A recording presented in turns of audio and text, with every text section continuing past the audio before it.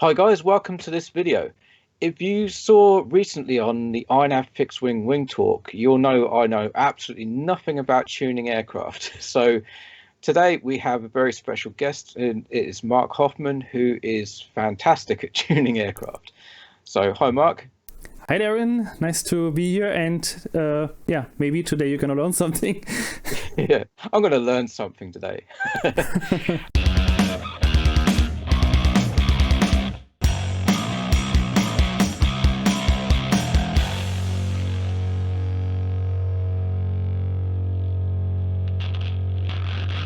So yeah, today we're going to take a basic look at the initial parts of tuning in iNav. So we're going to be looking at the PIFF controller, and more importantly, the thing that people seem to forget about, or I didn't even really know about, is the set point.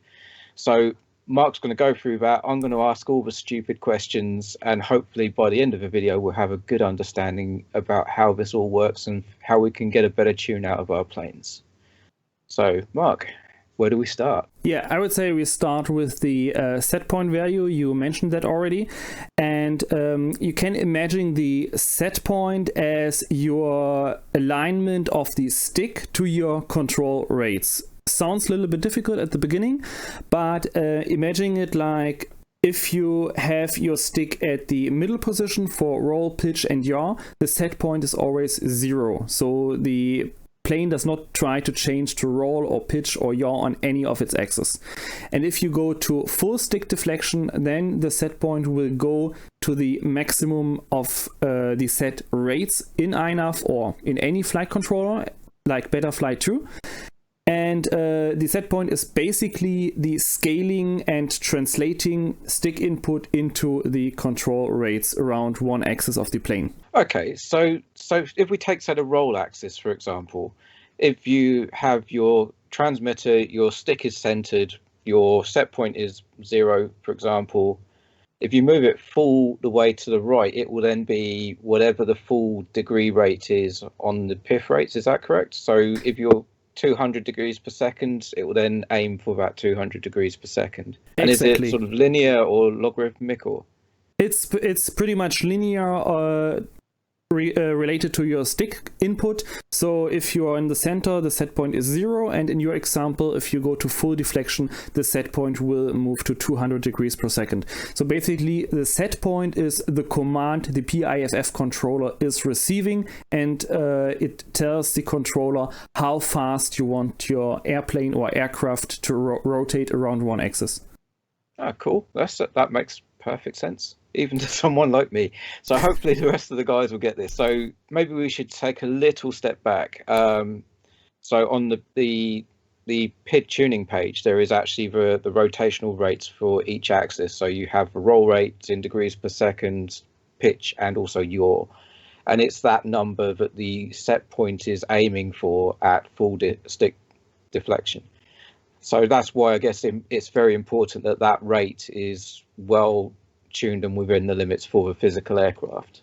Yes, exactly. If the set point, or if the maximum set point or the maximum rate is too high, the aircraft cannot achieve it. The flight controller, the PIFF controller, will basically freak out because it pushes harder and harder and harder and will never achieve that goal. And this will then cause to some unexpected flight behavior like overshooting, wobbling, or very strong oscillations. Okay, so that's a prime example has been the Crosswind Mini. The pitch oscillation in that is because of the rates is quite a big reason for that.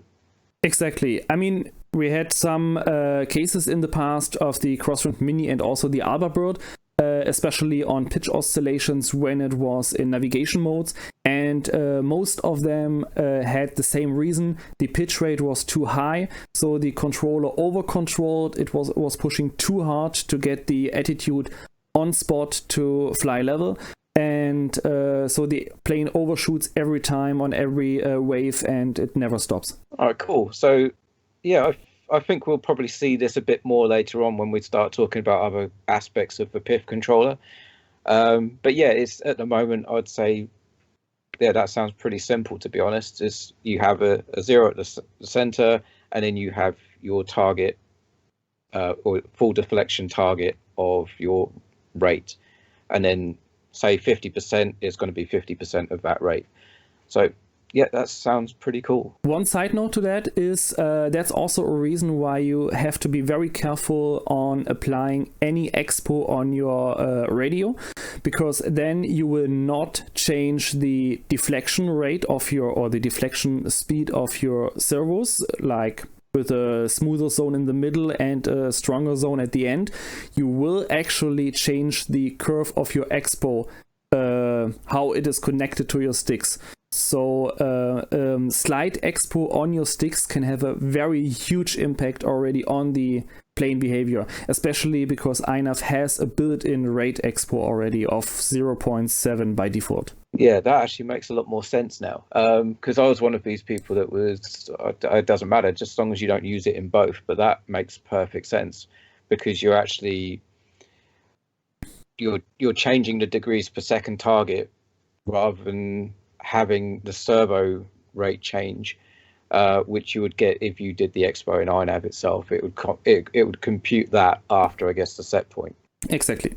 Okay, so where do we move on from the set point? I think the most sense it makes we now switch directly to the PIFF controller, because the set point is the target the PIFF controller tries to reach. Yeah, it's really important to mention, maybe you can explain that or express that better than I can in English, that the PIFF controller is all that, or is the only thing that actually controls these servos through the mixer, of course. Yeah, so with the exception, of course, of manual, which goes directly to the mixer. Yeah, everything else is going through this the PIFF controller, which is basically what is keeping the plane flying straight, level, stable, and basically when you put in a command, it will then change its parameters to try and get that correct attitude of the aircraft.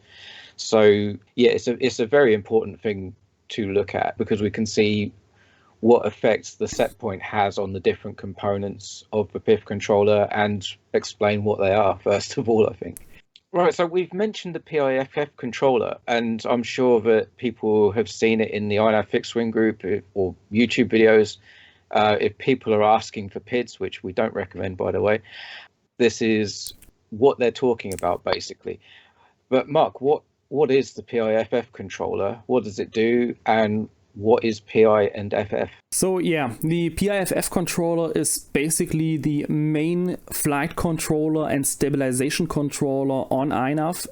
On Betaflight, for example, it's a PIDFF controller, but that's a completely different story. It's a little bit more complicated. And what the PIFF controller is doing, it is looking at changes in attitude, only on changes of the airplane, and then commanding to the servos, or changing commands to the servos if this attitude change is desired or is not. So it will either counteract these attitude changes, or it will specifically cause them based on the set point position. And the most important thing is the PIFF controller is always active, so the rates and the PIFF tuning is important every time, no matter what flight mode you use. The whole servo control is done by this specific controller, nothing else. Cool. With the exception of manual, I guess, as well. We should just probably put a caveat in when we're talking about this. We're not including manual. It's everything but manual. Yes, exactly. Manual mode is completely out of this equation. The manual mode directly puts the controller input through the set point again onto the mixer, and then the mixer will just directly control the servo. So the manual mode is the only mode where the PIFF controller is disabled. But this is again another good reason why it's good to get it flying well in manual first, because once you get that, the PIFF controller has less work to do, and it will find flying the plane easier, can probably react quicker if it gets built up, that sort of thing. Yes, a mechanically bad plane will fly okay with iNav. A mechanically perfectly tuned plane will just fly great.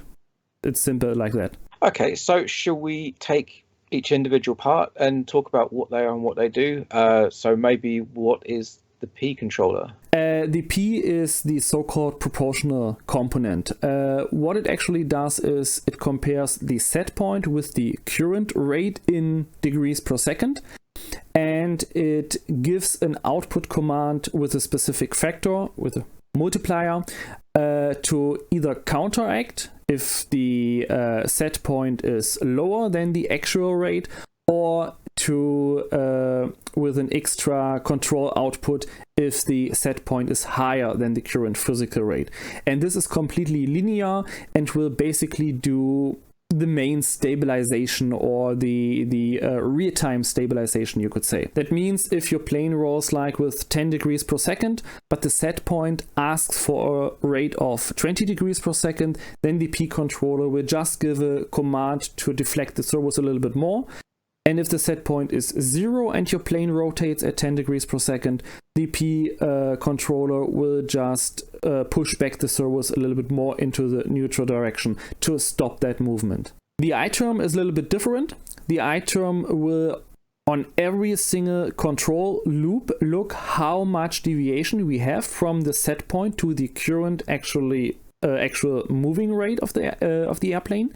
Like, let's say we have a set point of 0, the plane is rolling at 3 degrees per second.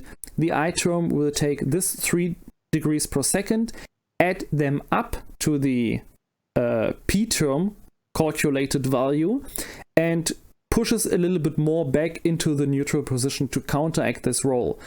If the roll still continues and is like in the next loop on 2 degrees per second, so it's slower but not yet 0, then the I term will add these 2 degrees per second up to the previous degrees per second we had in the previous loop, and then it will give an counteracting output of 5 degrees per second.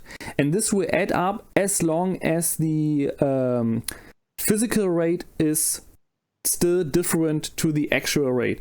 And that's why the I term can be sometimes really dangerous, because if it's too high, this adding up on every control loop can go completely haywire sometimes and cause strong oscillations. So a too high I gain can make the plane basically uncontrollable and also break your servos, because then the plane is fluttering in the air like crazy. The I term is really, from what I understand, trying to lock it onto that set point. Exactly. So whatever the set point is, it's trying to lock it onto there, and you've got the P, which is taking external influences as well and trying to get the plane to the attitude that you want. In total, both do the same. The only difference is that in P, let me just show as a simple graph, we have our set point, we have our real roll rate. The P is just pushing harder if the deviation gets bigger, and it's pushing softer if the deviation gets closer. So if you have something like a servo that's not trimmed correctly and will continue to push the plane in one direction, the P can only go back to a specific point but never reach the correct set point value that's needed. What the I term is, it looks over time and adds up this error more and more and more and pushes harder and harder. So the I term is in total slower because it needs a few control loops until it is able to push the plane back into the desired rate. But on the other hand, it's much more aggressive. It has much more power than the P controller has. And so ideally, with a perfectly tuned, I'm cheating because Mark showed me an example a few weeks ago, but with a perfectly tuned controller, you ideally want the I term as low as possible or as close to that set point as possible. Exactly. And at this point, we come to the FF controller, to the feed forward.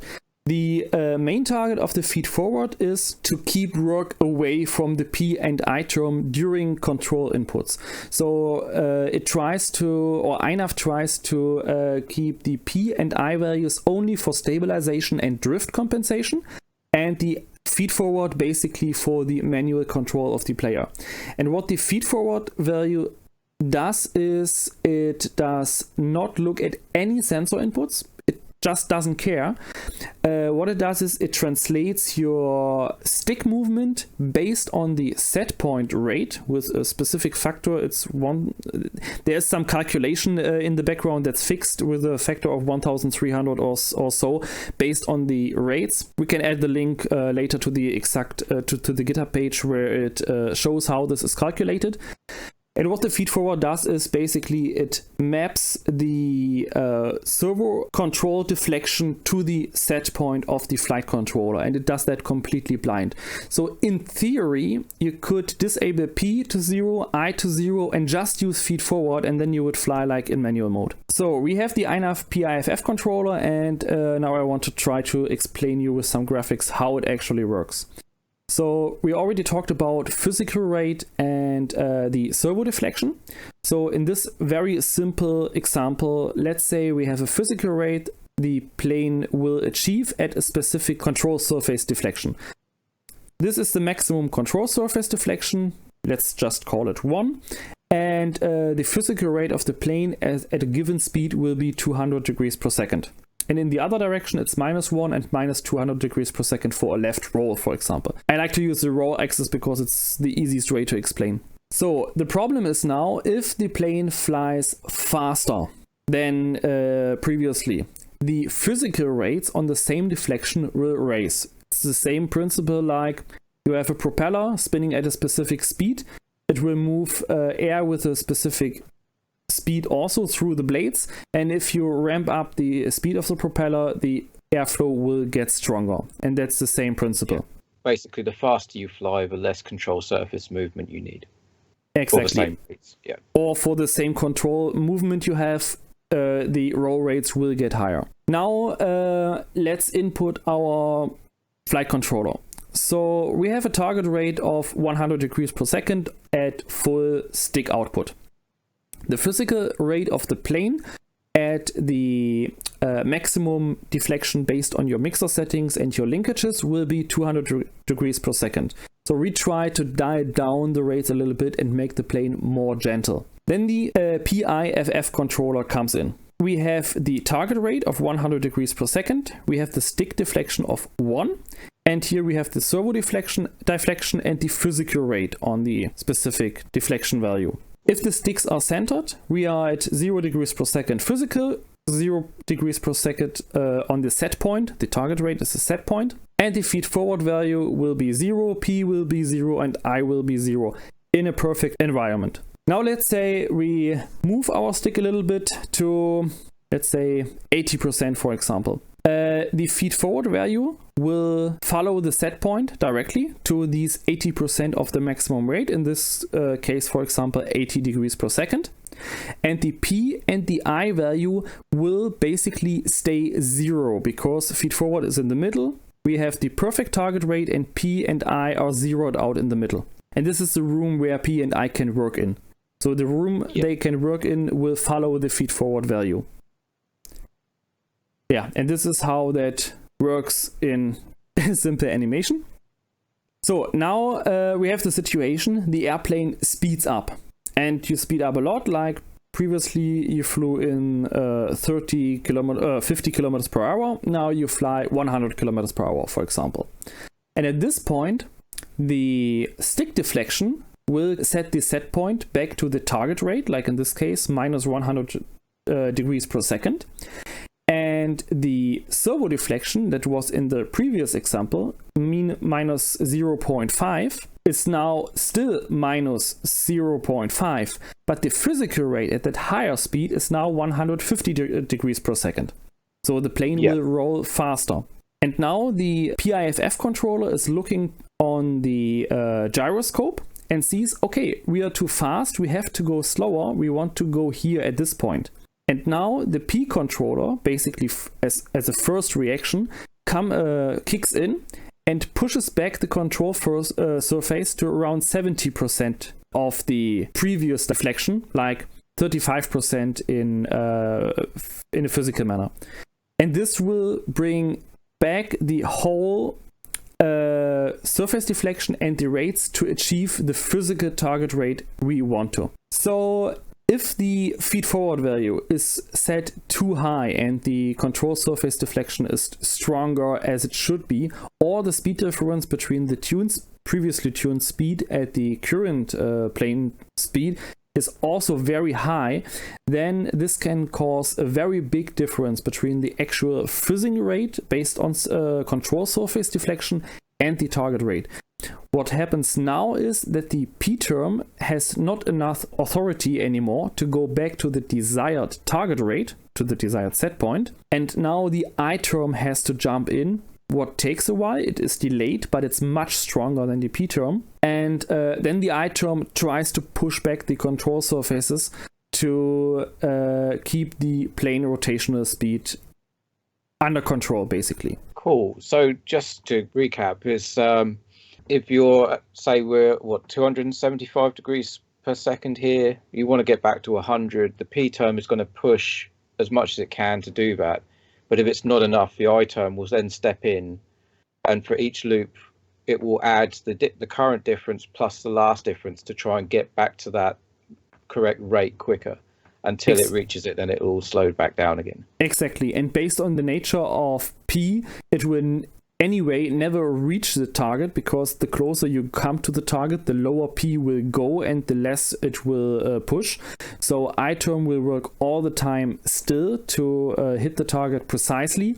But at this point, if the authority of P is by far not high enough, then the I term will completely take over and push very hard to go back to the desired roll rate. And keep in mind, all this happens in milliseconds. We are talking of about very, very small time frames here. It's not like over a minute or so. Okay, so I think I've got a decent grasp there of how the PIFF works. But one thing, what if you change the rates on your flight controller? How does that affect it? Yeah, that's actually a pretty clever solution at this point, because the feed forward is not tied to the stick deflection, but to the set point. So basically, if you lower the rates in your flight controller, the feed forward value will get less strong, basically. It will also get lowered. That means as soon as you lower your rates, the maximum deflection the feed forward value will achieve on the control surfaces will also lower down. That means it is not a linear thing, but you can basically change your rates, and you just need a minor adjustment at the end in tuning. You don't have to retune the plane completely. And that's something I also just recently learned from Pavel when I talked with him. And this also explains why very agile planes that have a lot of control authority on the control surfaces or a lot of deflection usually use very low feed forward values. Like my speed setup of the Dart 250G, it has a feed forward value of 18 to 20 and already closely reaches the max deflection on full stick input in acro mode, while other planes like my Talon GT with a very slow roll rate of I think 180 degrees per second, it needs a value of about 50 to 60. And even bigger planes like the Bird or Mini Crosswind often end up in a feed forward value of 80 or 90. So the lower your rates are, the higher is the feed forward at the end to achieve the same surface deflection. Okay, cool. And just while I'm thinking about feed forwards, we obviously think the best thing to do is fly, get your plane trimmed, then do an auto tune. But is there a way we can help out to make sure that feed forward is already at a fairly decent level based on our control surfaces before we even fly, just to give it a helping hand? Obviously, this will be tuned, but how do we, or should we give a initial feed forward value before we even maiden the planes? Yeah, so what I usually do, and I think it's also in the official iNav GitHub wiki, use around 80% of stick deflection in acro mode compared to manual mode. And you just can adjust that by raising or lowering the feed forward value, and this will change your base deflection on the control surface in acro mode. And if you are at about 80%, maybe 85, 90%, somewhere in that area, then you are totally fine to fly the plane in acro mode already. Keep the P term and the I term low so you don't get any oscillations, and I think that's the best starting value you can do. I usually go for 5, 5, and then the specific feed forward value on both axes, and that's totally fine to launch the plane and get airborne. Okay, and with regards also to rates themselves, I believe they're probably in the wiki, probably in the iNav fixed wing group documentation, but you want to set a modest rate to begin with to get the plane in the air, because if you have it too high, that's going to cause you more problems than it being too low. Yes, absolutely. Some manufacturers even may give some advice on how the rates are, especially for some more expensive planes. As I've seen the Pearls. Oh, FlyPers. FlyPers, yes. Fiberglass, yeah. Yes, I've just seen that the FlyPers manufacturers, for example, given advice on how high the rates should be on maiden. But yeah, having lower rates is always a better idea than having too high rates overall. All right, cool. So I think we've chatted for a while on this subject, and I've certainly got a decent grasp now of how the PIFF controller works. So what we'll do is we'll end this video here, and we'll have another video looking at setting up the navigation and more stuff to do with tuning iNav. So thank you very much, Mark. I'll of course leave a link to Mark's channel in the video description, so go and subscribe if you haven't already. So yeah, we shall see you soon. Thank you very much, Mark. Yeah, you're welcome, Darren, and see you in the next video. Yeah, see you in the next video. Thank you guys for watching. Don't forget, like and subscribe, all that sort of junk. See you on the next one. Bye.